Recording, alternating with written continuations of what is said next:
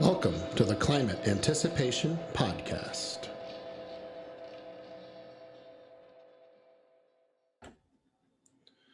Welcome, everyone, to the Climate Anticipation Podcast. I'm your host, Dr. Christopher Fici. We are here from the Treehouse Studio in New Rochelle, New York. Happier with us today. We have a little bit of a new style of podcast. We're going to do a little bit of a mini podcast today called What I'm Reading. And I want to thank my dear friend and colleague and comrade, Sarah Jolena Wolcott, who is the creative director of the eco-theology educational company, Sequoia Salmon Via.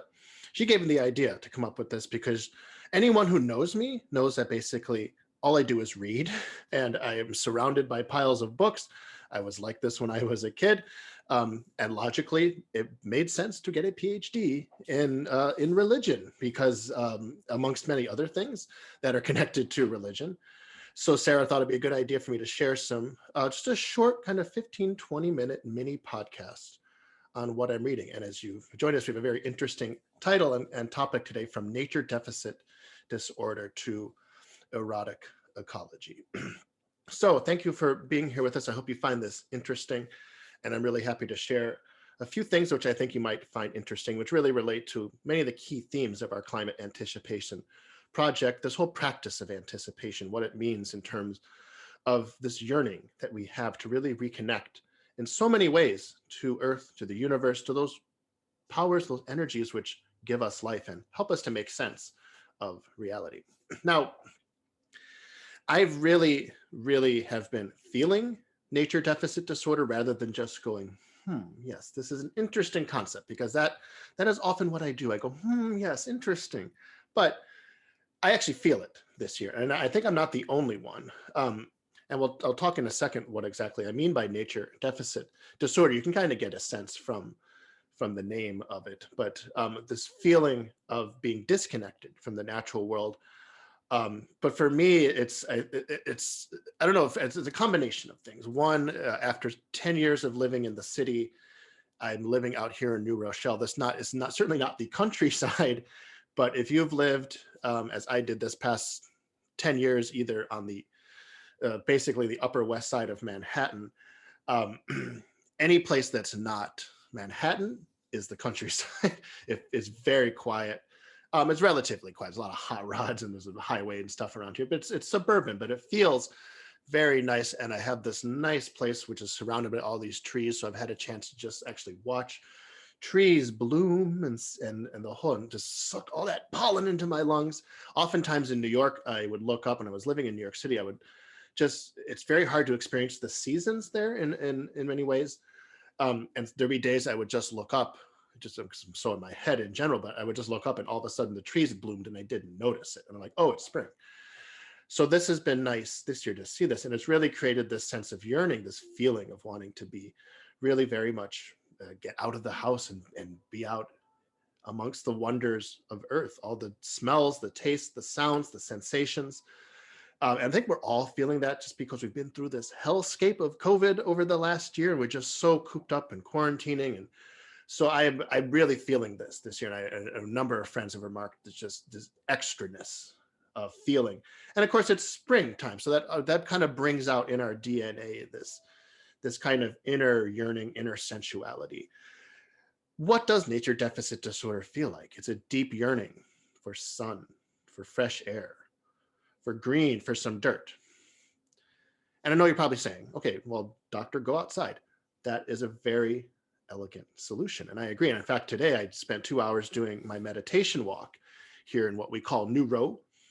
And it was just nice, a little chilly, but just so nice to just get out, get the muscles going, just enjoy the beautiful atmosphere around here. I was meditating by this spot, very historic spot, just north of me, where Thomas Paine wrote Common Sense. His cottage is here in New Rochelle. There's a nice little pond there. And so I'm just trying to get out as much as possible. As a scholar, we're very sedentary types of people. I'm such a homebody, but just really feeling this yearning. There's also nice parks down by the Long Island Sound as well, which I've had a chance to go down to. So yes, that is the immediate and elegant solution to nature deficit disorder. Just get out in the sun, get out in the water, get your hands dirty. But I think we're really feeling that burst of spring this year. It's in our bones, it's in our soul. Often on our what I'm reading podcast, I'm going to be quoting from my favorite person in the world, second favorite person besides my partner who is listening here, is Thomas Merton, the Catholic monk, mystic, writer, just all around really good human being.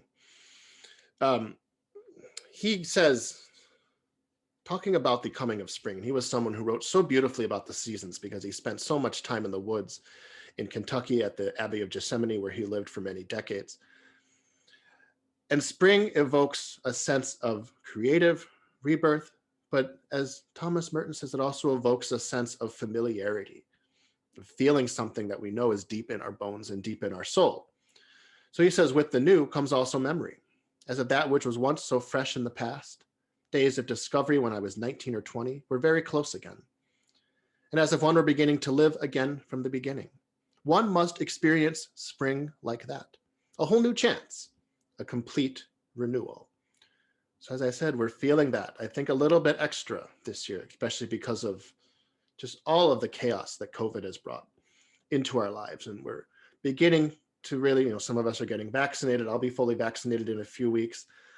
Not that that gives us complete immunity, but we're feeling the shift. We're feeling, of course, a shift towards, if not normality, that's a whole nother topic we could talk about. We don't necessarily want to go back to normal, but a sense of just being able to embrace each other and just kind of get back to those basic affections that are so important for us in our relationships. We've been so cut off from that. And I think we're all feeling a sense of need for a hug, a kiss, all these kinds of things. And Mother Earth gives us that as well in so many different ways. Nature deficit disorder. So this comes from the scholar Richard Louv in his book, Last Child in the Woods, Saving Our Children from Nature Deficit Disorder. And of course, his primary work is especially on how this particular concept of nature deficit disorder affects children.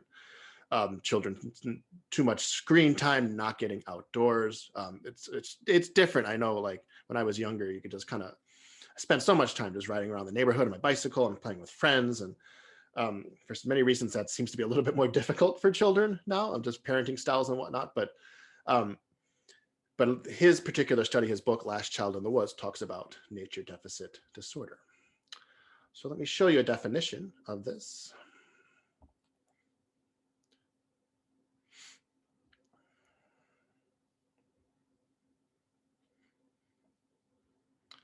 Okay, let me bring this into the present for you here.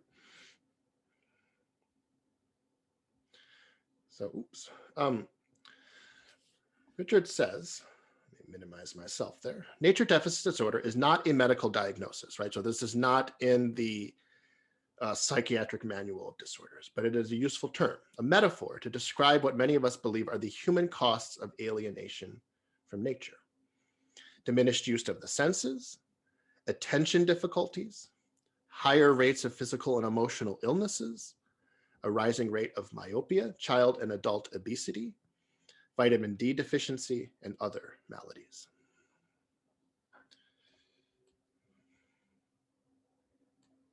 So this is Richard's concept, especially as he's done these studies, particularly on children. And the challenges that he sees children facing when they're not spending enough time outdoors. But of course, I think really feel this, especially from as adults. It's not just that children experience this. This is something, again, I've heard of this. This has been about 4 or 5 years since I came across this concept. And I sometimes teach this to my students in undergraduate courses that I teach on religion and ecology as something that they may feel themselves. And it's something I've been talking about with them recently, just because we're doing all this hybrid learning. We just had Earth Day. I wasn't able to do anything particularly tangible or physical on Earth Day because all of my students are kind of in the Zoom cloud. And it's difficult to teach a course on religion in the natural world without really having opportunities to do kind of more direct or kind of sensual things in relation to Earth. So when talking with the students, like, this is something you may feel, this is something I am feeling. So it's not a medical diagnosis, right? And he's upfront about that. So this is not, you can't go to your pediatrician and get a diagnosis and get, I've got hoping not pills to cure nature deficit disorder. The cure is inherent in the title, experience of the natural world, being outside, being in the fresh air, and helping children and helping anyone, all of us, to be able to find some regular sense of connection and meaning in our relationship to the natural world. Understanding that we're part of the natural world. The English essayist and activist, or previous activist, recovering environmentalist, Paul Kingsnorth, says that this word nature, even when we use this word nature, it's as if we are applying something out there, outside the windows, that is distinct from us. And even the word nature is a kind of sign that we are disconnected from the natural world. Nature is not something distinct from us. We are very elemental beings. We are made of water. We are made of all kinds of different components of the natural ecosystem. We have millions of bacteria living in our guts at all time. We are so intimately enmeshed in the natural world at all times. It is when we invent conceptions of humanity, or conceptions of culture, conceptions of civilization, and even worse, conceptions of religion, that tell us we are distinct from the natural world, or different, or above the natural world. That is where we are finding ourselves in a space of alienation, which is completely unnatural, because we are always at every moment naturally connected to Earth. So there's no it's not a medical diagnosis. There are critics of the concept. I won't get into that, but you can look that up if you'd like. But I feel this immediately, existentially. I just was really, I think I was planning to teach this to my students this year, and I just was kind of thinking about it, and then it just really hit me, like, I'm feeling this right now. So I'm just wanting to be outside as much as possible, or even up here in our treehouse, just being able to open the windows and just let the fresh air in. It's very therapeutic. And I mean that in just like the overall holistic sense. Like, it feels good physically, it relaxes one mentally.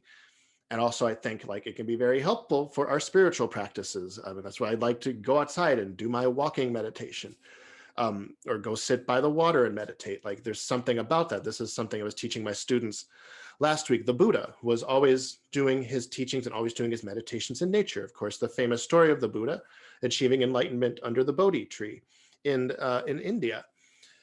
And he would often demonstrate that the practice of Dharma is very much intimately related to being just intimately enmeshed in our natural space, in the natural world.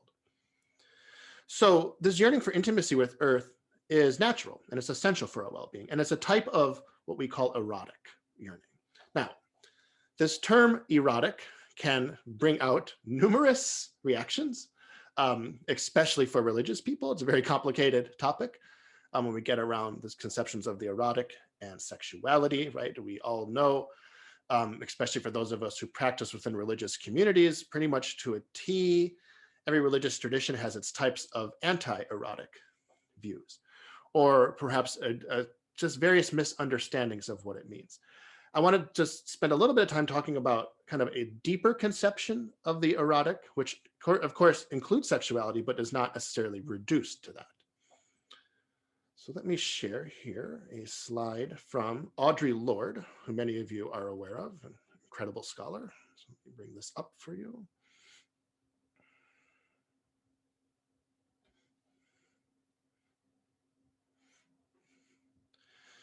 So this is from her very famous essay, Uses of the Erotic. Audre Lorde says, the erotic is a resource which in each of us that lies in a deeply female and spiritual plane, firmly rooted in the power of our unexpressed or unrecognized feeling.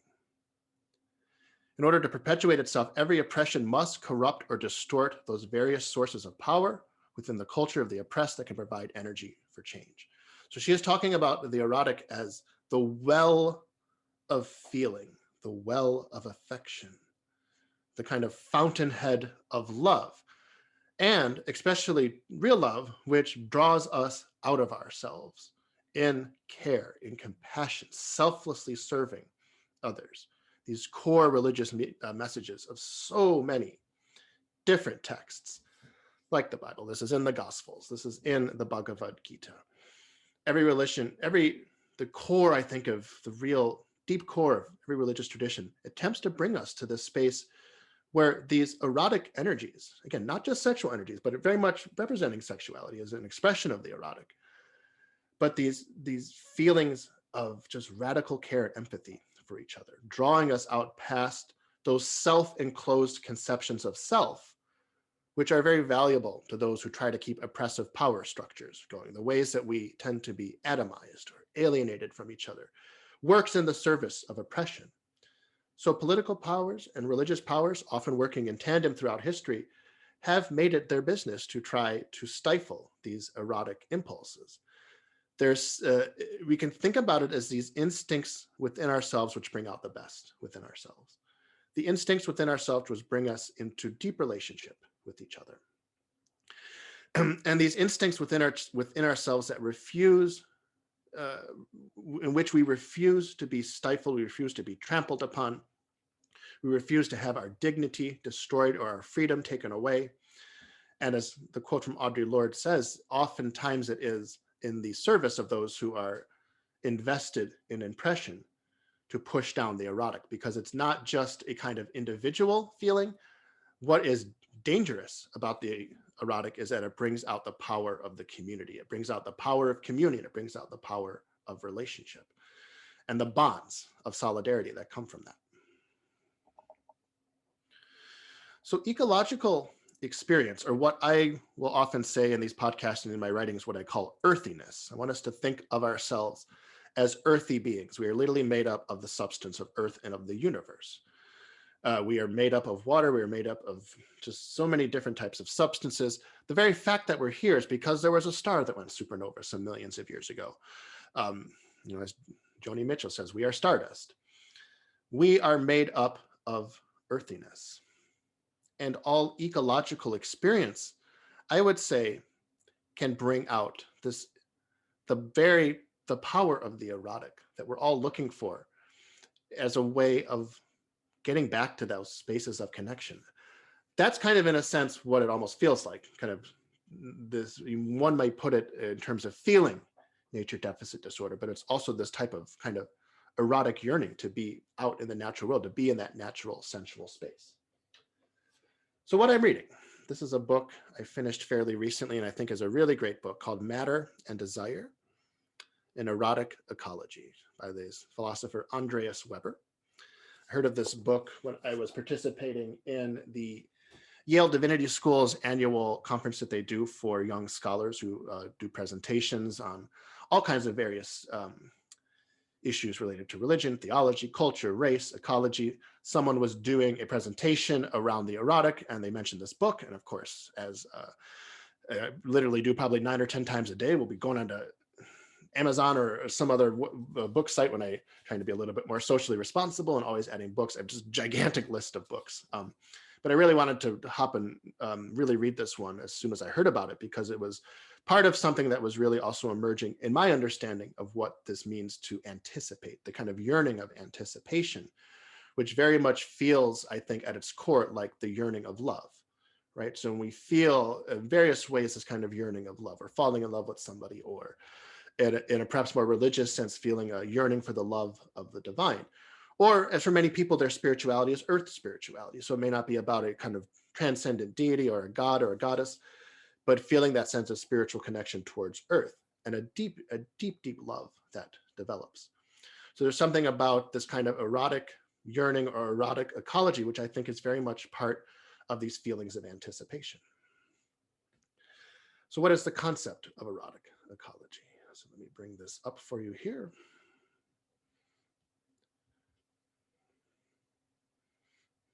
So Andreas Weber says, in erotic ecology, the feeling of joy is an integral component part of a flourishing ecosystem. Through this experience, and this is precisely what makes it erotic, every creature can perceive its reflection in every other. Because we have a sensitive, vulnerable body that depends on as much on bonds as on the air we breathe. According to this deep principle, we know how other beings feel because they have bodies like we do. The affection of this body is mercy, not greed. So let's pick this apart a little bit here. Let's unpack it. Erotic ecology is about the feeling of joy.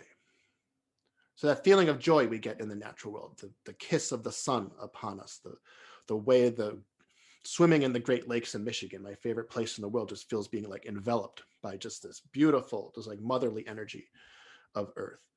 Or just playing outside, right? We see kids playing outside, we play outside, playing sports, all kinds of things. Just that feeling, just that happiness, that deep joy. That is at the core of what erotic ecology is. It brings us into connection with each other because we're allowed to really understand how we see each other in each other. It's an interesting thing I asked my students to do in terms of when we're talking about reincarnation in Hinduism. And I asked them, when you see another creature, another species, a squirrel, a bird, you should have this meditation that actually at one point you might have been a bird like that or a squirrel like that.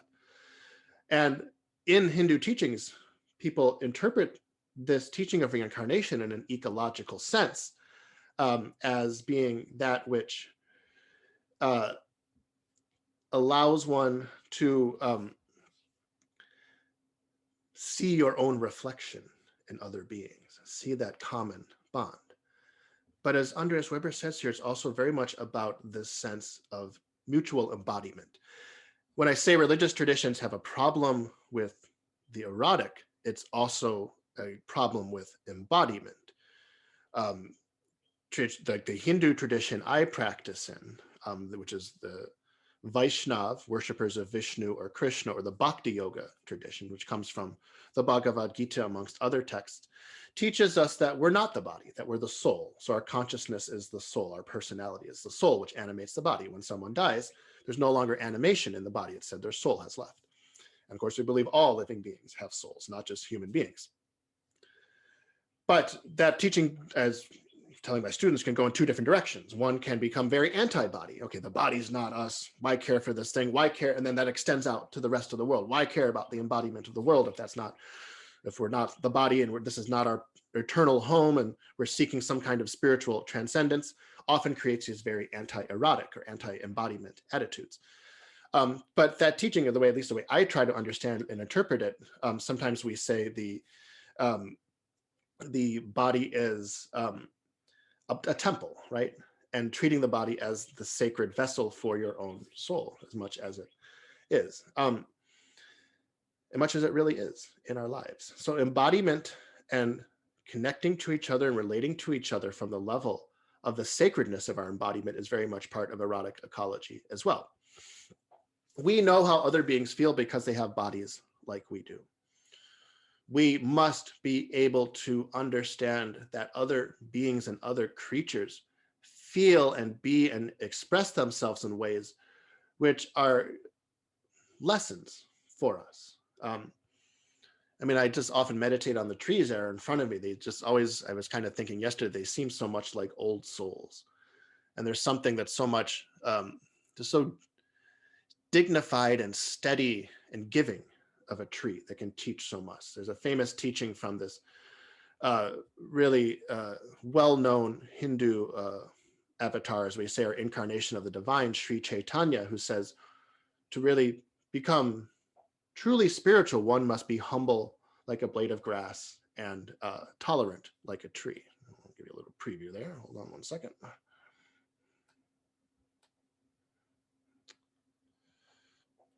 One must be as humble as a blade of grass and as tolerant as a tree.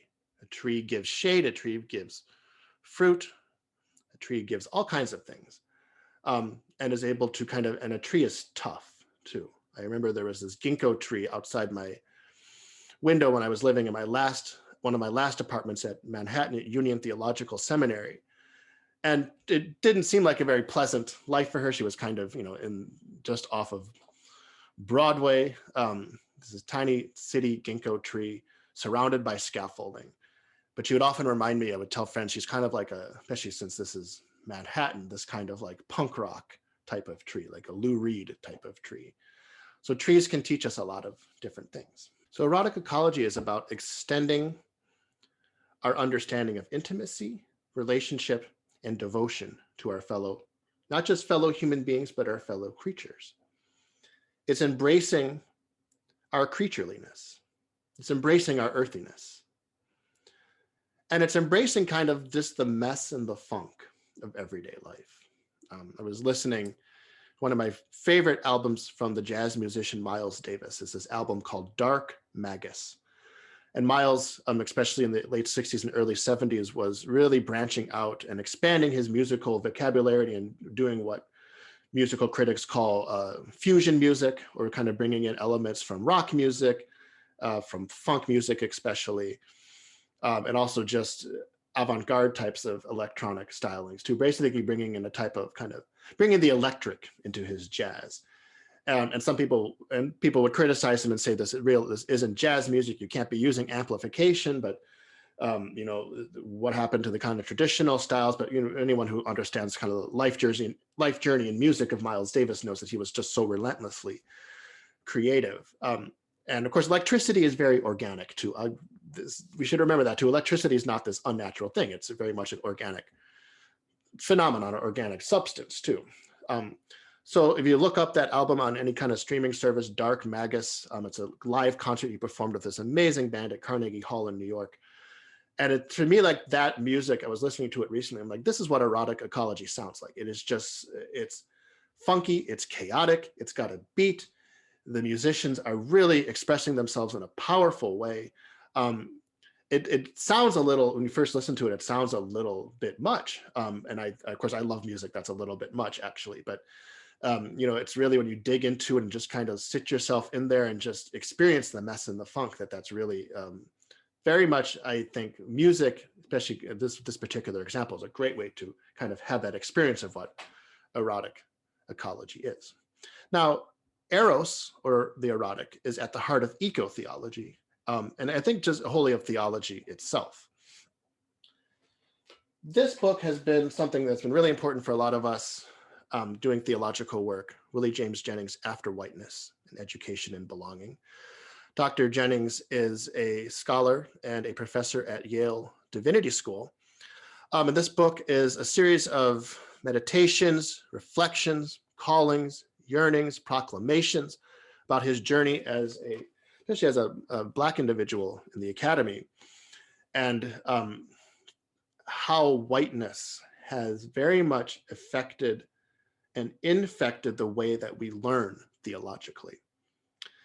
And one of his main arguments is that when whiteness is predominant, we're talking about whiteness both as kind of just the various pressures of white supremacy, the legacies of colonialism, but he really frames whiteness as this anti-erotic phenomenon. So we go back to that original, going back to Audre Lorde's definition. Let me actually bring this up for you again here. You're getting to experience what my students experience, me sharing the screen and sharing these different things. I usually use mind maps. We'll perhaps do that in a future edition of this podcast. Right, so Audre Lorde says, in order to perpetuate itself, every oppression must corrupt or distort these various sources of power within the culture of the oppressed that can provide energy for change. So as probably the preeminent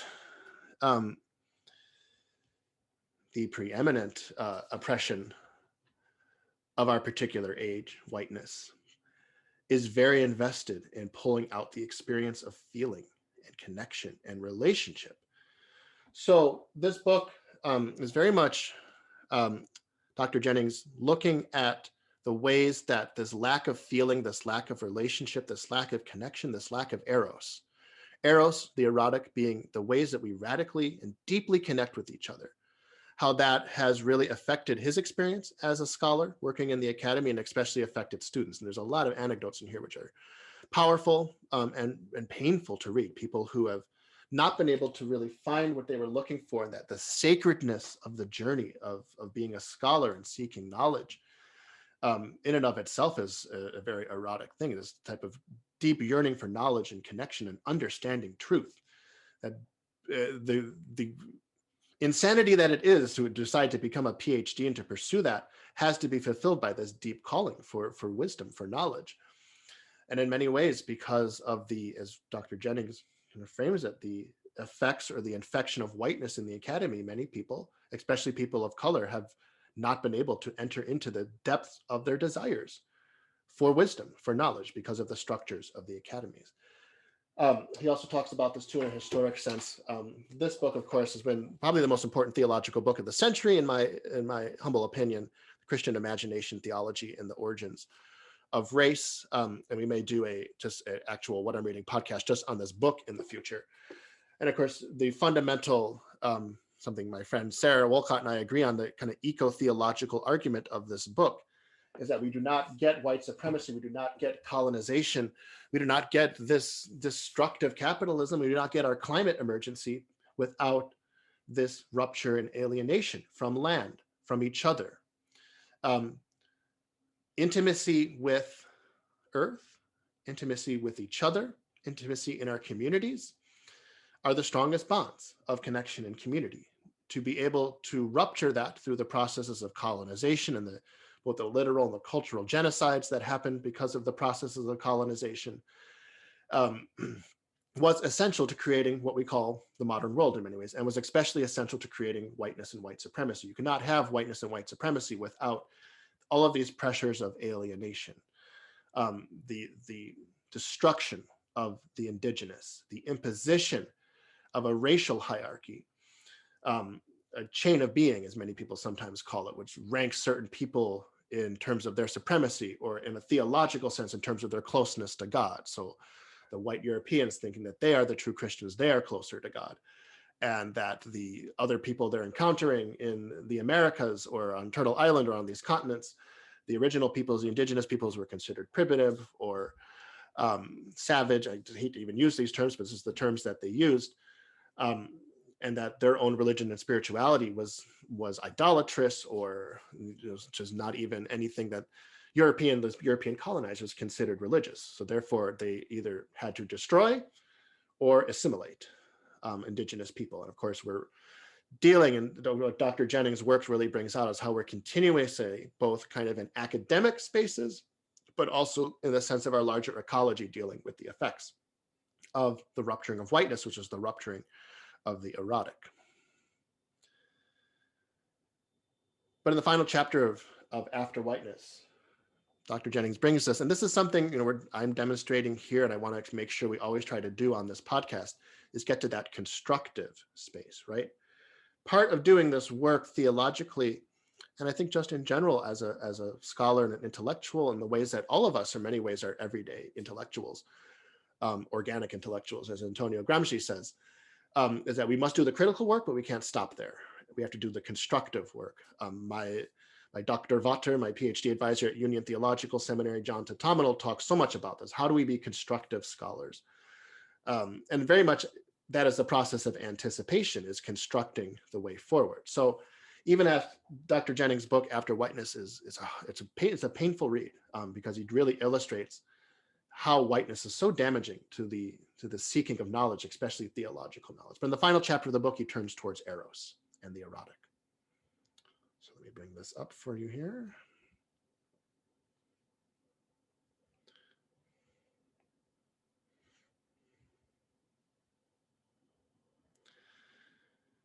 What Dr. Jennings says in this final chapter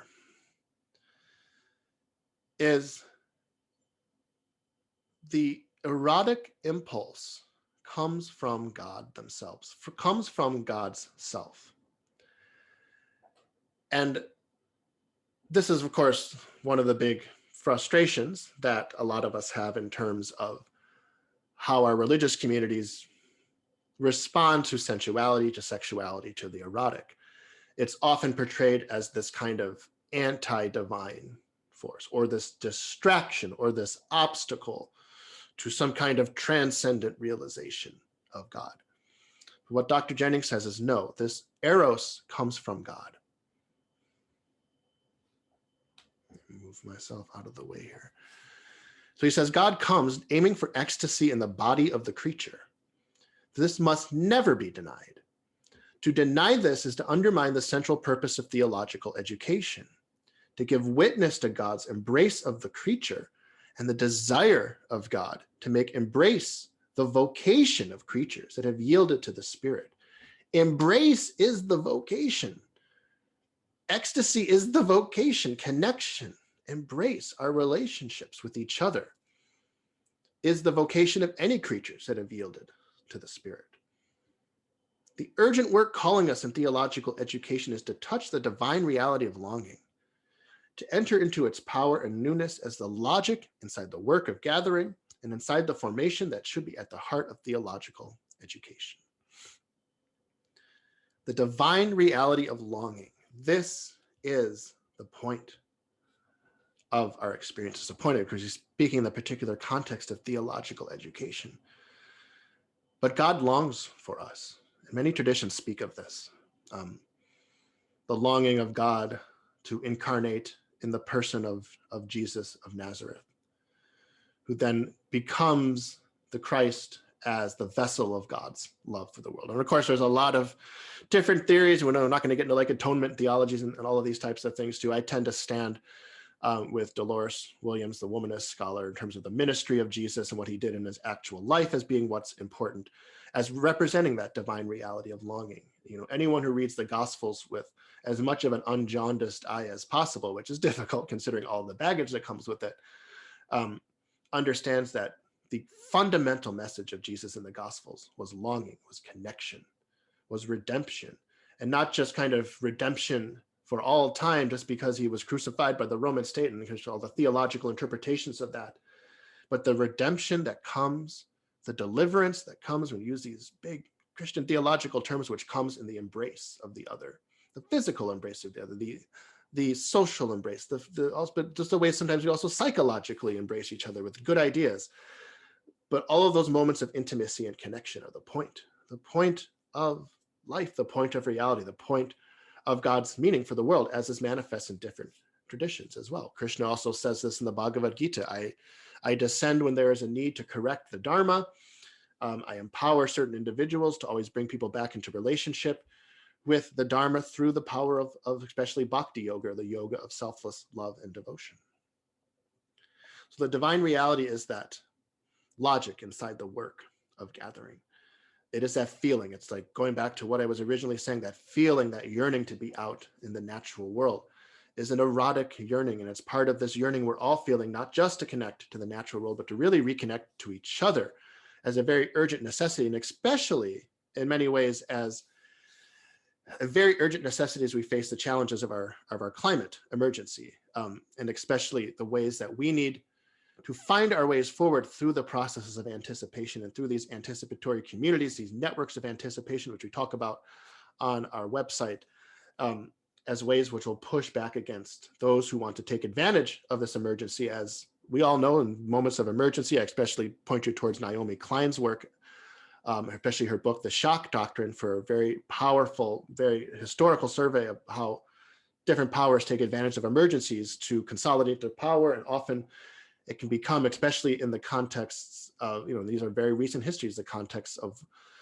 of the Nazis, in which it becomes an excuse to basically kill people, to kill particular groups of people. I'm very concerned. We're going to talk about this in a couple upcoming things in our climate anticipation project about the possibilities for totalitarianism, but a climate totalitarianism, or you can look up various kind of studies about eco-fascism as well. The way that we resist these temptations is through embrace, through yearning, through this type of erotic ecology.